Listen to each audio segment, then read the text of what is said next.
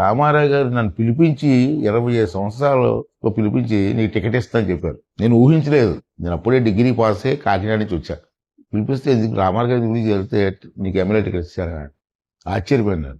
చేస్తావా అన్నారు. చేస్తాను సార్ అన్నాను. ఇచ్చారు, గెలిచాం. అప్పటి నుంచి అతను నన్ను బాగా లైక్ చేసేవాడు. ఎందుకో ఎంతమంది పెద్దలు ఉన్నా నేను కూర్చుంటే తమ్ముడు రా అని ఇలా చేద్దాం అనుకున్నాను. వాట్ ఈజ్ యువర్ ఒపీనియన్ అనేవాడు. నేను చిన్న కుర్రవాడిని సార్ నాకు చెప్పబోయా అనేవాడు. సార్ నా ఒపీనియన్ ఇది అంటే బాగుంది. నా మంత్రి కూడా 85లో మంత్రి ఇచ్చారు.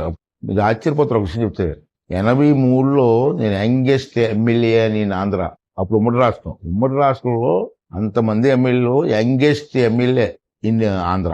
85లో మంత్రి ఇచ్చారు నాకు, టెక్నికల్ ఎడ్యుకేషన్. అప్పుడు నాకు ర్యాంక్ ఏంటి sir, youngest minister in India. ఇండియాలోనే యంగెస్ట్ మినిస్టర్ 85లో. అటువంటి గౌరవాన్ని ఇచ్చిన ఎన్టీ రామారావు గారిని కష్టాల్లో వదిలేసి ఎలాగలుగుతామా? నష్టమైనా నా జీవితం అంతా ఆ పార్టీలో ఉండాలని డిసైడ్ చేసాం. నా కుటుంబం, నా భార్య కానీ నా పిల్లలు కానీ అదే మాట అంటారు.